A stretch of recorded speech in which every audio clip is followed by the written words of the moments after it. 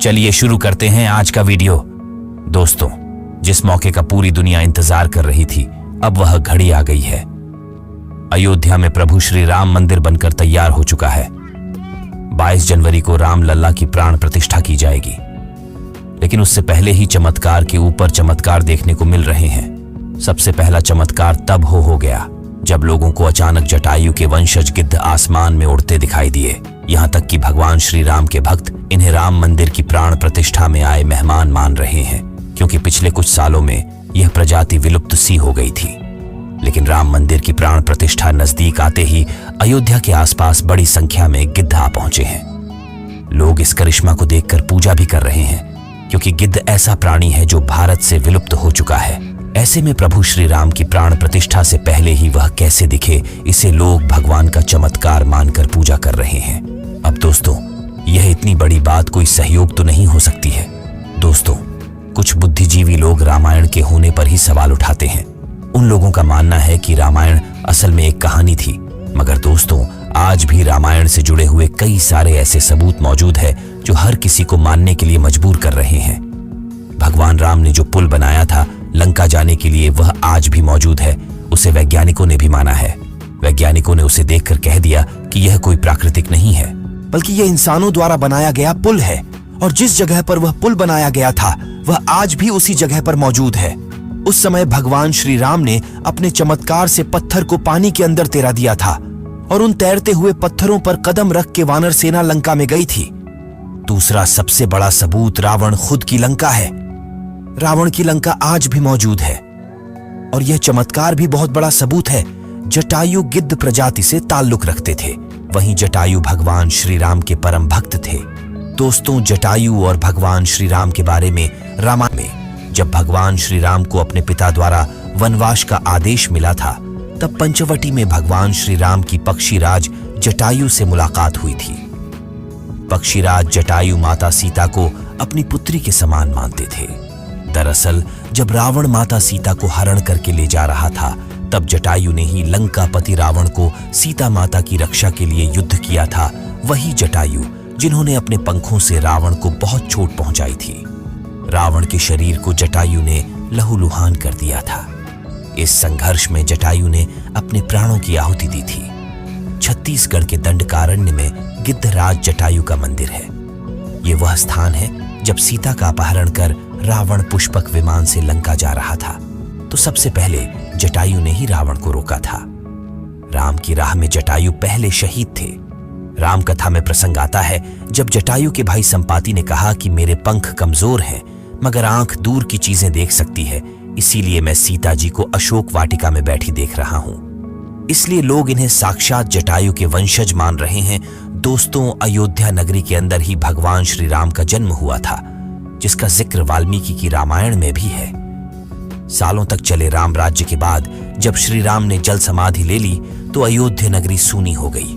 पौराणिक मान्यताओं के अनुसार उज्जैनी के राजा विक्रमादित्य जब यहाँ आखेट करने आए, तो उन्हें उजाड़ भूमि पर कुछ चमत्कार दिखाई देने लगे। खोज की तो पता चला कि ये श्री राम की जन्म भूमि है। इसके बाद उन्होंने यहाँ श्री राम के भव्य मंदिर का निर्माण कराया, जिसमें काले रंग के कसौटी पत्थर वाले 84 स्तंभ थे। समय समय पर यहाँ राजाओं मंदिर की देखभाल की, लेकिन 14वीं शताब्दी में जब भारत में मुगलों का शासन हुआ, तो श्री राम जन्मभूमि को नष्ट कर वहां बाबरी मस्जिद बना दी गई। 1525 में राम जन्मभूमि मंदिर को बाबर के सेनापति मीर बांकी ने ध्वस्त करवाया था। बाबरी मस्जिद की 3 गुंबद थी, जिसके बाहरी हिस्से में एक चबूतरे में श्री राम के बाल स्वरूप की पूजा होती थी। इसे राम चबूतरा कहते थे।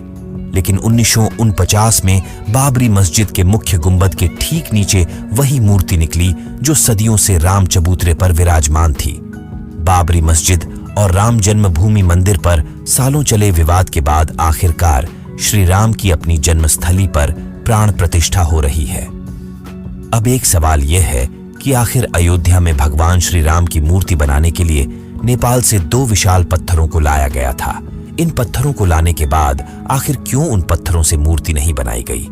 ऐसी क्या वजह थी कि नेपाल के उन 2 पत्थरों की जगह दूसरे पत्थरों का इस्तेमाल किया गया? दरअसल राम मंदिर के निर्माण का काम पूरा होने के बाद फरवरी में नेपाल के कालीगंड की तट से 2 शिलाएं अयोध्या लाई गई थीं। इन 2 शिलाओं का वजन 14 टन और 27 टन था। शुरुआत में इन शिलाओं से राम मूर्ति बनाए जाने की बात सामने आई, लेकिन बाद में पता चला कि इन शिलाओं को राम मूर्ति बनाने के लिए उचित नहीं पाया गया। भारतीय मीडिया में छपी कुछ खबरों के मुताबिक इन पत्थरों से मूर्ति नहीं बनाए जाने की एक वजह राम मंदिर से जुड़े संतों की ओर से जताई गई आपत्ति थी। खबरों के मुताबिक कुछ संतों का मानना था कि इन पत्थरों को मूर्ति निर्माण में इस्तेमाल नहीं कर सकते, क्योंकि कालिंदी की चट्टानों को तोड़ा नहीं जाना चाहिए, क्योंकि वे शालिग्राम के बराबर हैं। हालांकि अयोध्या पहुंचे नेपाली प्रतिनिधियों के मुताबिक इन शिलाओं की तकनीकी जांच के बाद मूर्तिकारों ने कहा कि ऐसी शिला से मूर्ति तराशना संभव नहीं है। इसके बाद दूसरे पत्थरों से मूर्तियां बनाई गई।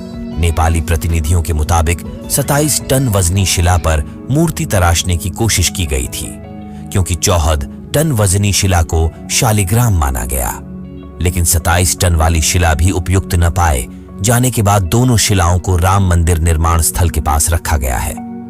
भारतीय मीडिया के मुताबिक राम मंदिर के गर्भगृह में रखने के लिए देश की अलग अलग जगहों से लाए गए पत्थरों से 3 मूर्तियां बनाई गई हैं। इनमें से सबसे अच्छी मूर्ति का चयन कर उसे गर्भगृह में स्थापित किया जाएगा। दोस्तों, अयोध्या में दुनिया का सबसे बड़ा विशाल मंदिर बन रहा है। लोग बेसब्री से इंतजार कर रहे हैं। राम मंदिर के लिए कुल 67 एकड़ जमीन है, जिसे 2 एकड़ में मंदिर बन रहा है। पहले मंदिर के मुख्य शिखर की ऊंचाई 128 फीट थी, अब यह 161 फीट होगी। 3 की जगह 5 गुंबद और एक मुख्य शिखर होगा। वैसे तो साल 2020 में ही काम शुरू कर दिया गया था। प्रधानमंत्री नरेंद्र मोदी ने 5 अगस्त 2020 को अयोध्या में राम मंदिर की आधारशिला रखी थी। साल 1992 में बाबरी मस्जिद को ढा दिया गया था, जिसके बाद हिंदू पक्ष और मुस्लिम पक्ष के बीच इलाहाबाद हाई कोर्ट से लेकर सुप्रीम कोर्ट तक लंबी कानूनी लड़ाई चली। इसके बाद नवंबर 2019 में ऐतिहासिक फैसला सुनाया और आदेश दिया कि अयोध्या में विवादित जमीन पर मंदिर बनाया जाए। इस फैसले में यह भी शामिल था कि केंद्र सरकार मस्जिद के निर्माण के लिए सुन्नी वक्फ बोर्ड की 5 एकड़ वैकल्पिक जमीन उपलब्ध कराए। अब दोस्तों, आप इसे लेकर क्या सोचते हैं? कमेंट के माध्यम से जरूर बताएं।